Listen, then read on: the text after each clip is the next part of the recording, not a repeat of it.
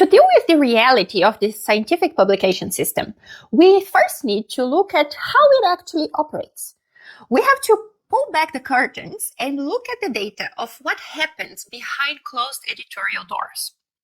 The first thing to understand is that academic publishing is quite literally a numbers game. Flagship journals are completely flooded with daily submissions, which forces them to use a process called desk triage. Did you know that major publishing data shows that top-tier journals routinely reject between 70% and 90% of all papers before a peer reviewer ever sees them? Well, they do. And this quick rejection isn't a deep evaluation of scientific merit, but simply a structural sorting mechanism used to keep the journal from drowning in paperwork. But it goes deeper than just the sheer volume of papers. We also have to consider that journals are intellectual brands that live and die by their impact factors. In a way, editors have become the TikTokers of the scientific publishing world. They are constantly chasing the algorithms, looking for trends, and trying to pull in the maximum audience possible.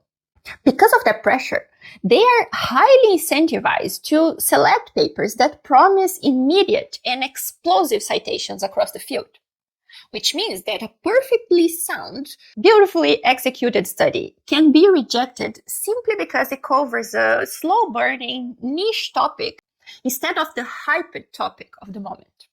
I actually learned this lesson the hard way during the transition from my master's to my PhD. Back then, I was studying natural products as incredibly promising and non-toxic candidates for cancer therapy.